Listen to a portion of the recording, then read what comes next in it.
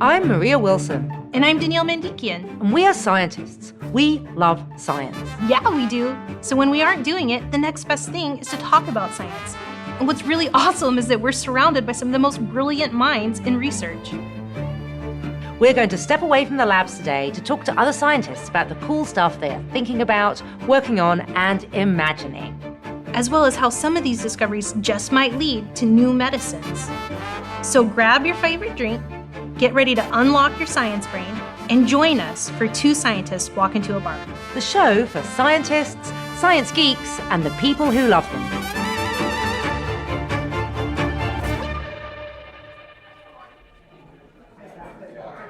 I am wondering if anyone knows the difference between IBD and IBS. IBD and IBS? IBS is... Oh, I have no idea. Not really. A disease is not quite a symptom, whereas syndrome is a little bit more of a symptom. I'm totally guessing. One is a symptom and one is a chronic condition, right? I'm going to guess that IBD is something bowel disorder. So one sounds more permanent versus one that can be like treated, or it's just kind of like an onset that you can kind of treat. Yeah. Welcome back. Today we're going to be talking about inflammatory bowel disease. Now, this is a really scientifically interesting area of biology, and it's also a very personal topic for me because my partner suffers from Crohn's disease, a form of IBD. He's had it since he was a child. People in the IBD patient community and scientists in the field are really, really interested in potential breakthroughs.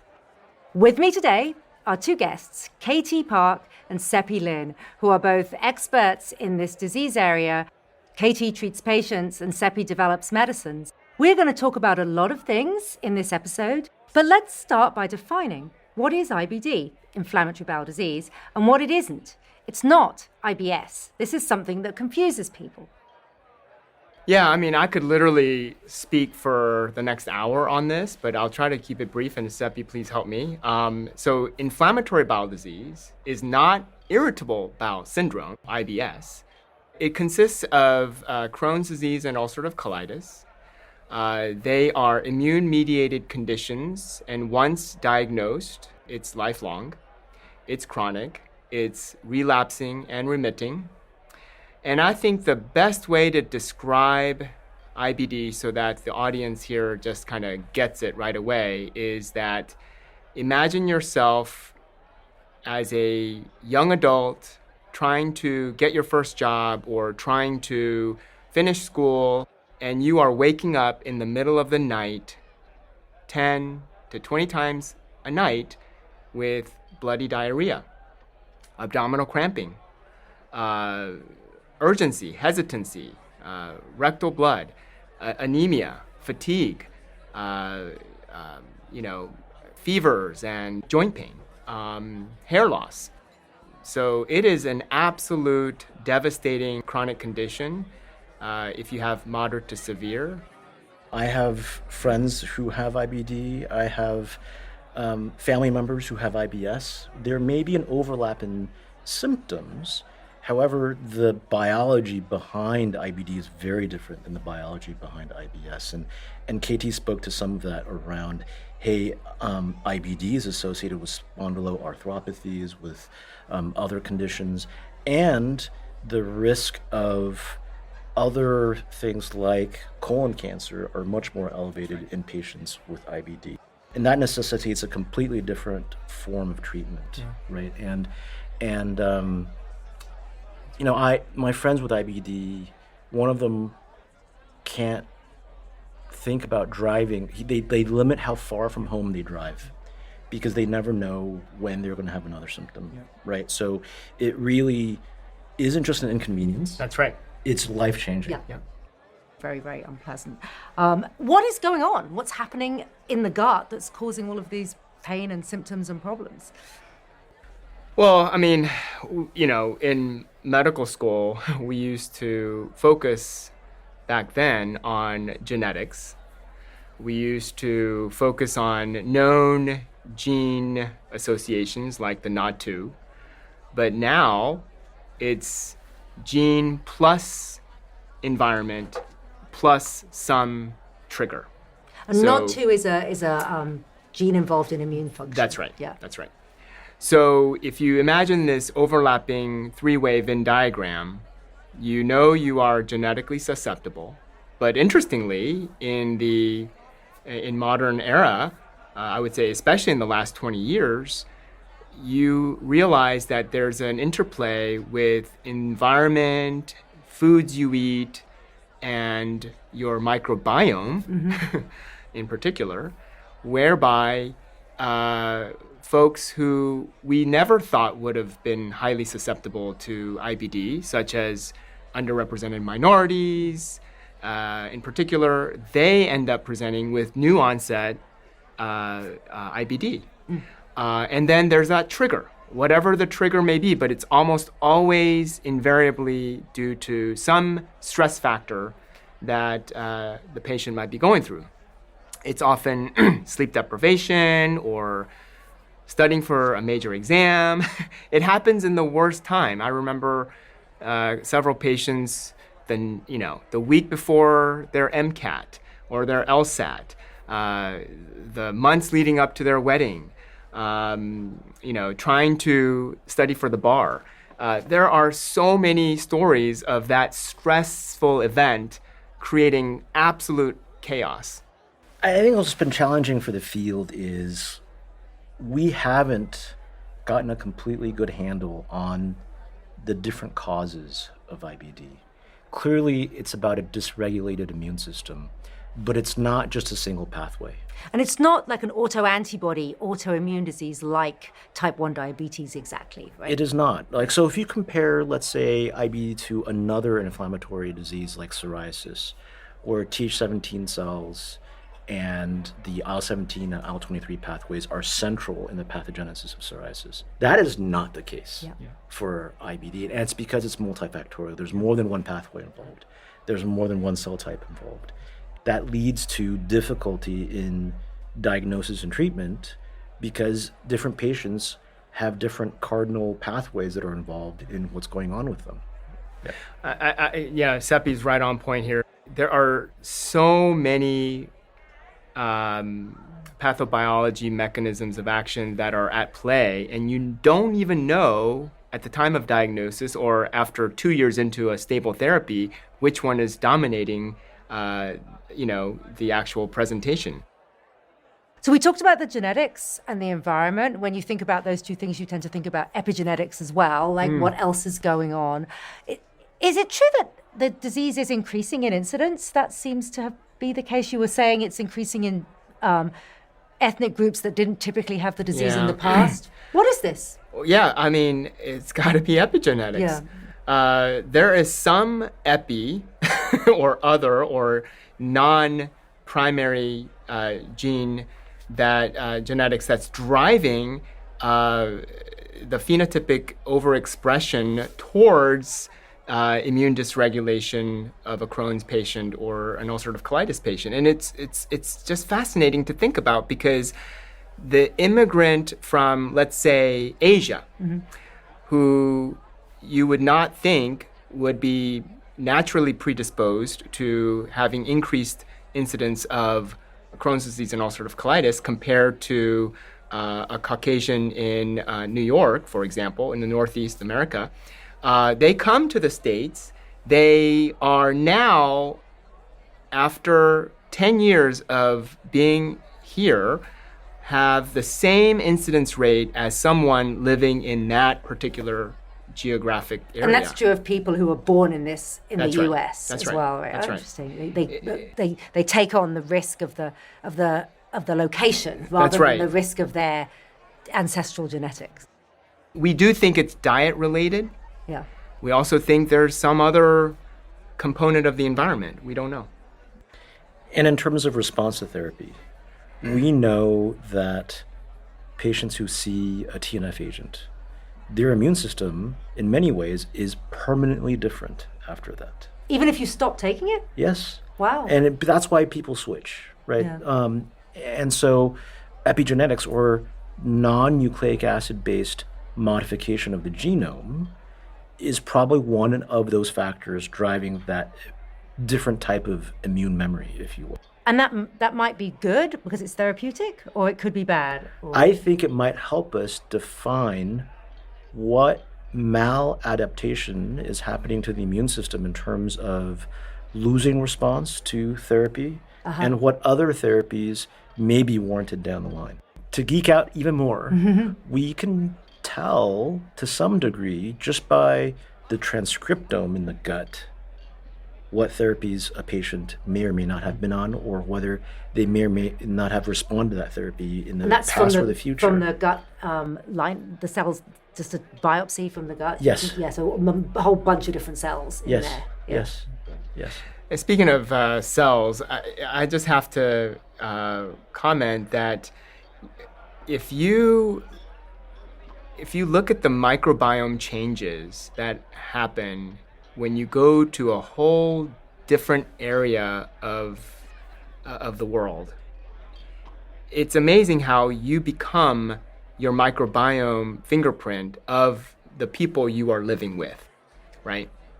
And that's been studied quite a bit in microbiome research, particularly with the Hadza Indians of sub-Saharan Africa.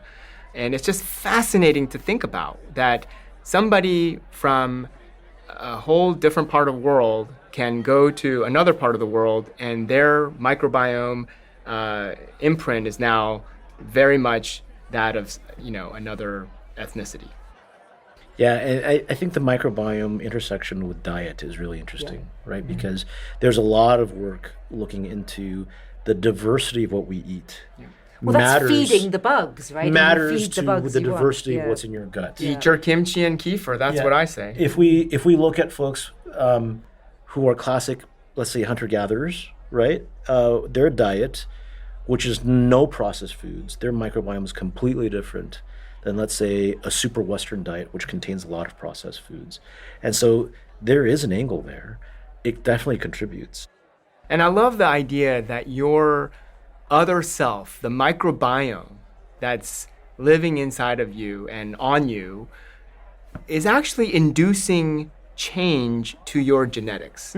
Yeah. Isn't that fascinating? It is fascinating. Yeah, and so, Seppi, who are you? Are you the microbiome Seppi, or are you? It's super interesting. Hey, Maria. Hi, Karen. Hi, Maria. Hi, Wellington. I was really fascinated by the epigenetics conversation and how that impacts IBD, but I'm realizing that some of our listeners might not know what that term means. Can you give us some more detail on that? So epigenetics is the study of how non-sequence, non-mutation modifications to DNA affect the expression of genes. This is about whether in a particular cell type a bit of chromatin is open or closed, or it's often methylation you'll hear about, and histone modification. So while the sequence of the genome is unchanged, the way those genes are expressed in a cell can be modified by how the chromatin is accessed, and environmental factors can influence epigenetics. So over the course of a person's lifetime, while the underlying DNA sequence hasn't changed, the way genes are expressed in a particular cell might change over time. Maria, there was the mention of an immune memory. We've talked a little bit about this in when we talked about obesity, and I asked you about the set point. Is this at all related? Not really, I would say. There's sort of physiological set points around things like blood pressure, temperature, body weight. These are these homeostatic processes that go up and down. You think about it like a thermostat. Whereas the immune system, I am not an immunologist, is much more complicated. So there is not like a one set point for inflammatory status or immune status or something like that. It's a milieu of cells and cellular and tissue interactions that make up, your overall immune system health. But it's not as simple as a binary set point for your immune system. Could you tell us a little bit about the classes of medicines that are available at the moment and what biologies they target as well, so that people can understand that a little bit better? Sure. Many people know about anti-TNFs. It has been our backbone biologic for several decades. You have IL-23s. You have JAK inhibitors. You have one particular gut-selective anti-integrin. Yep. And there are a couple of other players like an S1P inhibitor. But they're all different mechanisms of suppressing a particular subset of immune cells or preventing cells from trafficking to the gut, right? Those are the kind of main mechanisms that we're looking at. And initially, the targeted therapies that were approved were borrowed from other disease areas, right? So the TNFs were borrowed from rheumatoid arthritis, etc. It wasn't until the integrin therapies came into play that there was really a fit-for-purpose drug dedicated for IBD. And I think that's part of the challenge in terms of the science, because I think we're only beginning to delve into the specific biologies around IBD. It's really only in the last 5 to 10 years that we've seen therapies specifically designated towards inflammatory bowel disease, as opposed to just an immunology drug, if you will. And I think we're, through the same work, understanding that, hey, single therapies aren't enough, right? Because a lot of the work we're doing now is around combination therapy, right? Because we were talking about the patient journey earlier. Even patients that are getting good biologics, and KT, correct me if I'm wrong on these numbers, maybe half of them are, let's say, in remission at the end of 8 to 12 weeks. But if you look at that remission rate out for a year, the minority of patients are in remission. It's like 20, 25%, ish, right? But if I think about that as a patient, that sucks, right? I have a 1 in 2 chance of being in remission at 12 weeks, and I have a 1 in 4 chance of being in remission at a year. That's not great. But we have done better in other diseases, and these patients deserve something different. My goodness, Seppi, I might have to get you through GI fellowship, because you're talking like a gastroenterologist. I love it. I love this. But Seppi is absolutely right. The primary non-response, basically those patients who are not responding after that initial induction period, which is around week 12, is already pretty high, compared to other diseases, right? And then you talk about secondary loss of response, which is either antibody drug mediated, or you have an unknown loss of response, namely because the immune system is so darn smart. And that's why you have such a minority of patients at the end of 1 year holding on to clinical remission. Yeah, it's dismal. Yeah, and just, I brought up psoriasis earlier as an example of another immune disease, right? Over 90% of patients can expect primary response and clearing of skin with the current standard of care.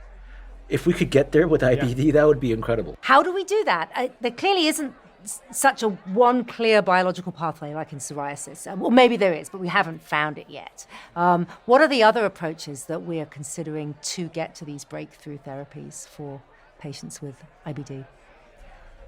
There's more than one approach. Right? I mean, so I mentioned one of them, which is combination therapy. So existing therapies and putting them together. Or taking mechanisms that we know are important and putting them into a combination in a molecule, which would be like a bispecific antibody or something like that. And precision medicine, right? Precision medicine is common in oncology, and yet we haven't deployed that adequately in inflammatory bowel disease yet. If we can define which pathways are important for one particular patient, we could do a much better job of giving them therapies that we think will benefit them the most. But I think it's going to be more than one, potentially. And by the way, for the last 20 years, we've been talking about personalized therapies we just haven't been able to get there. It's just been a very difficult path to take. So while we don't have personalized therapies yet, and we are, as a field, developing newer therapies that may have future breakthroughs, I've also heard you say that of the therapies that are available to patients, it's really important to pick the right one first.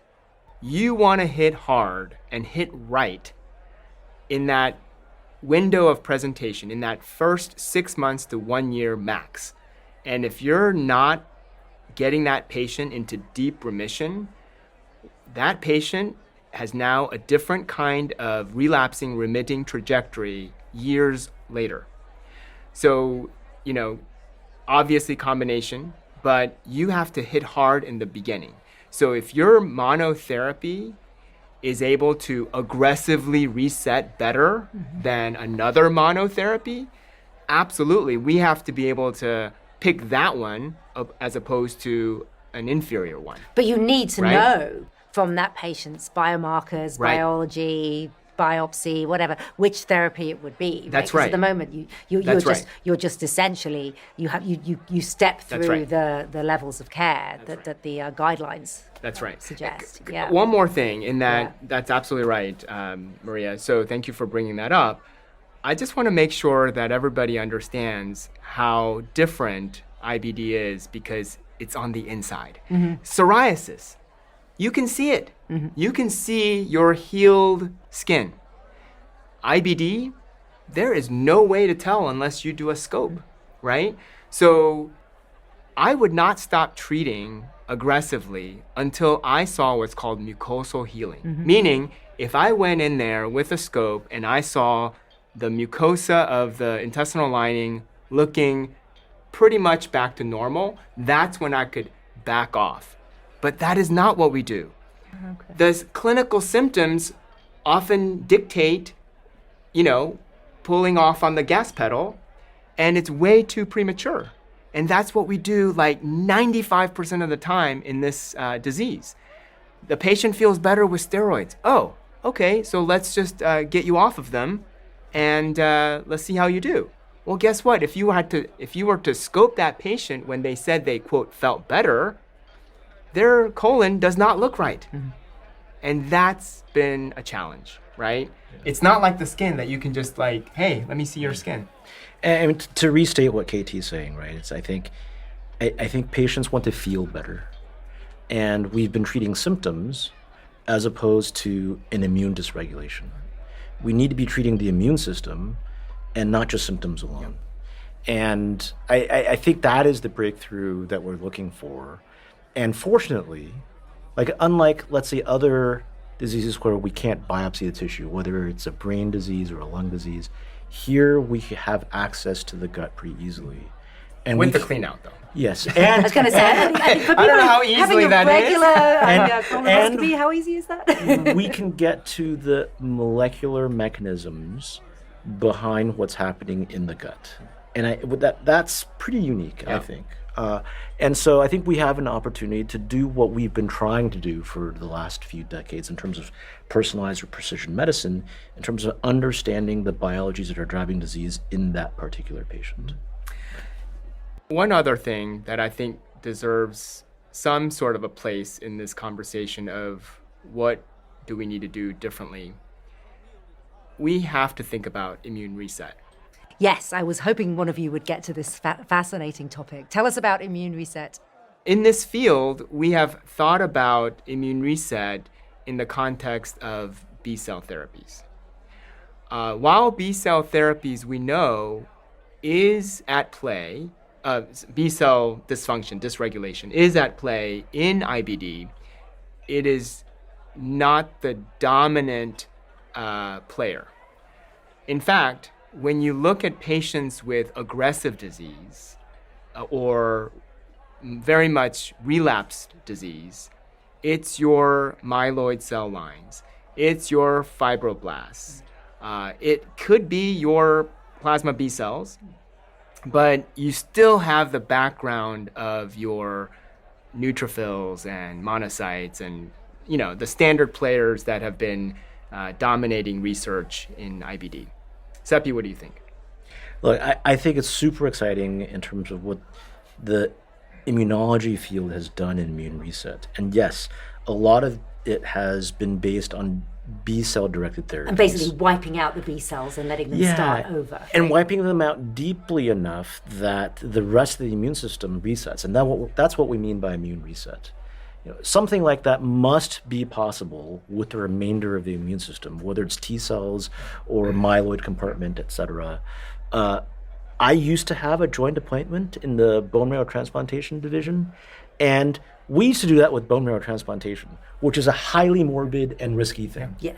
But that would reset the immune system. We're looking for ways in a less aggressive, less morbid way to get the immune system to go back to quote-unquote normal. Is there any anecdotal evidence of people with I have IBD some. having bone marrow transplants? Absolutely. There are some good case studies in New England Journal. In fact, I had a patient who underwent a hematopoietic stem cell transplant, very well-matched donor, 11 out of 12. And we were able to get that patient in a curative state. And that was specifically for the IBD? For Crohn's, yeah. Yeah, okay. Because so it wasn't a transplantation for a cancer. We or were another looking reason. at a transvaginal fistula. This person had a complete anal rectal occlusion from the inflammation and had 5 surgeries. Wow. And so there was no way we could keep doing what we were doing. And so we had this massive conference just on her, and we decided to go for the stem cell transplant. She responded beautifully for a year and a half. The disease did come back, but interestingly, not to the same degree of severity. The fistulas went away, but the inflammation stayed. Yeah, I think immune reset, and it's actually much closer in terms of being able to achieve that than we've ever been before. And in the meantime, there are plenty of other things that we're doing to try to get patients to a better immune state. Maria, how is the field looking for non-invasive procedures or newer biomarkers to measure IBD, or if someone has IBD? So I think at the moment, the gold standard of understanding the state of somebody's bowel is still using colonoscopy, because that's relatively, it sounds silly to say this, but that's a relatively non-invasive procedure. It's quite safe. It's not like a liver biopsy or something like that, for example. For example, in the fatty liver disease field, there's been a huge effort to develop non-invasive biomarkers because there's a non-zero chance of death from a liver biopsy. Whereas in IBD, well, yes, it makes trials easier for patients. It does make treatment less onerous for patients to have biomarkers. There's been, I think, a little bit of a less of a push to get really good biomarkers that would replace imaging, direct imaging. But that being said, for novel mechanisms of action, developing a good biomarker that tells you whether you engage that target is really important for understanding whether a new drug worked or not. Did I engage did I have a good drug that engaged the target and it didn't work, or did I have an inferior drug that didn't engage the target properly? So I need to make a better version of that drug. That's always a really important question in diseases like this. And when we're doing our clinical work, there's across the industry several new agents in trials, right, for this indication. And are people mostly focusing on the people who have failed the other lines of therapy? Is that how we're developing the new drugs? Well, the unmet need is in moderate to severe, right? So that's where most drug trials and discovery is happening. But I think there's a great unmet need for the milder patients because that represents a massive unmet need where patients don't even get on anything and they just sort of cycle through steroids here and there. Yeah, Maria, to your question around, well, what are the patient populations that we're studying the most for new therapies. Yes, a lot of those patients have failed what we would call targeted therapies. Doesn't matter if they're an oral small molecule or injected large molecule, they target specific immune mechanisms. And patients who fail those end up doing much worse. And we're always looking for therapies that can benefit those patients. But to KT's point, patients at the beginning of their journey, patients who haven't started targeted therapy yet, those are the patients who may have the best opportunity to be in remission for longer also. 100%. And we need to think about what are the best strategies for them. Yeah, and that's not how the current medical system is really set up to aggressively. It's like, this is a chronic disease. Yes, you're not super sick right now, but we want to make sure that you stay healthy. So we're going to aggressively treat your disease early, and that's not how we do it. Yeah, that's right. The lack of education, patients, perhaps trepidation in the beginning to get on targeted therapies, and obviously our healthcare system, they all contribute to the fact that 70% of IBD patients are either not on medicines or are not on the right medicines. And despite the fact that they're advertised all over the television. It's become more without seeing an advert. Turn on the Super Bowl and you hear. Yeah. One of our favorites is that one where there's a young woman eating lunch on a boat, and only an IBD patient looks at that advert and goes, that must be a good medicine, because she's prepared to eat lunch while on a boat which doesn't have a great bathroom, right? There was very strategic marketing involved very there. Very good marketing, yeah. Well, to be fair, I think that strikes at what is the patient experience like, right? Because some of the work that the field is trying to do is come up with different and new endpoints that better capture what the patient experience is, right? So nothing will ever replace endoscopy. That's super important for looking at the tissue, getting samples of the tissue, and we have pretty antiquated instruments in terms of measuring how a patient is responding or what level of function they're getting back. And not every patient is the same, right? A lot of these instruments or endpoints are tuned to look for a signal in an entire population. They're not necessarily designed to get at what each patient is experiencing. And I think with the advent of wearables and different types of software, I think we're in a new age where those kinds of assessments are possible. Sounds like you're going down the AI route, Seppi. Well, I think how AI is going to help us. Well, because a lot of these instruments are capturing a lot of data passively, right? And to sort through those mountains of data, you need some kind of agent to do that. And most of the time, that's some kind of AI agent, right? And so it's the combination of the hardware, the software, and the analytics that's allowed us to think about this a bit differently and to capture the patient experience a little bit differently. I'm just trying to pinch myself because I have a critical care doc sitting next to me talking about colonoscopy. I love this. But yeah, we can go to data. Danielle, my co-host, she has a question that she wanted me to ask you guys, which was, what about the microbiome as a therapeutic target or engineering strategy? Do you think there's anything to this, or is it just a load of... What did you say, Maria? So there is something to fecal microbiota transplantation, FMT. We did trials on this not too long ago, before the pandemic. It was quite in vogue, but people are now starting to realize that there is no permanence to microbiome therapy for longer-term remission. In fact, there was data presented not too long ago that showed that you literally have to get an FMT every 2 weeks. Because the natural microbiome just overgrows anything that you And the treatment effect was not so spectacular. It's a two-way street.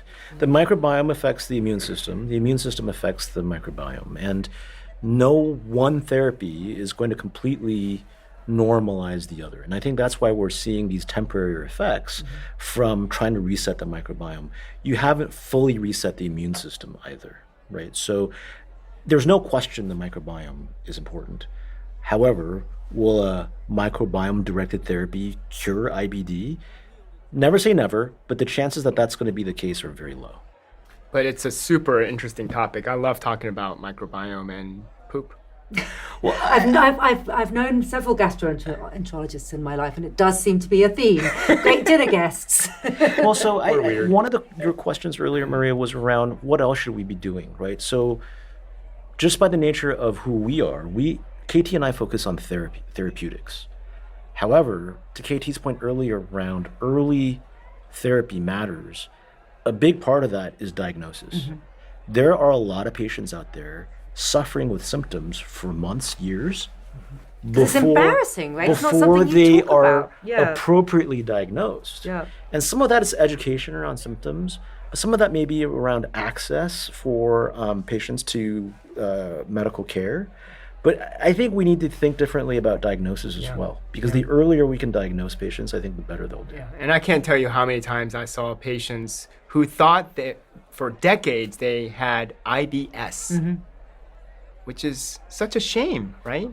You could have had a better life for a decade or more. Last lightning question for both of you. What's one thing that you think we will see or you would like to see 10 years from now for IBD patients? And I'm going to start with Seppi. Curative therapy. And that could be anything that resets the immune system permanently. So you get treatment. It could be a one-time thing. It could happen over a few weeks. But after that, the immune system resets to normal, and you don't need chronic therapy after that.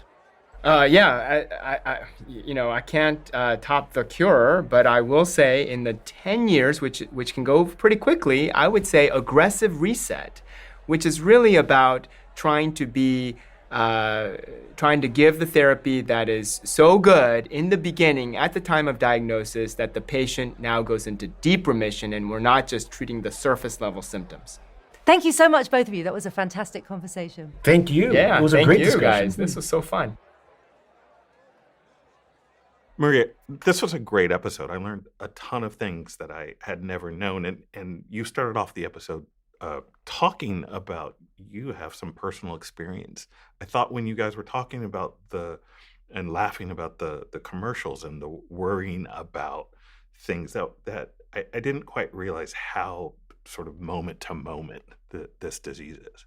Yeah, so I think one of the things that impacts your life when you have somebody in your life with IBD is really about when you're thinking about planning for the future, just simple things like, where am I going to go on vacation in 12 months? And you're just always making an assumption that I'm still going to be okay, that my medicine is managing my disease. We always take out travel insurance, for example, because we may have to cancel a vacation at the last minute because of a health issue. So I think for us, if there was a therapy that you could just believe in, that it was going to work forever, how much confidence would that give you just to live your life as if you didn't have the disease? That would be a real breakthrough.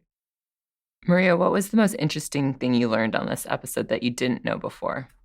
I think I didn't really appreciate the impact of that true immune reset that has been observed in certain cases with stem cell transplants and stuff. So I think understanding that it is, at least in some patients, possible to cure their disease. That was really exciting for me to hear. And that's our show. Thanks so much for listening. If you haven't already, rate our podcast wherever you listen. It will help new people to find us. And be sure to subscribe. If you have a question about the show, you can contact us at podcast@gene.com. That's GENE.com. And now for me, it's back to wrestling with data.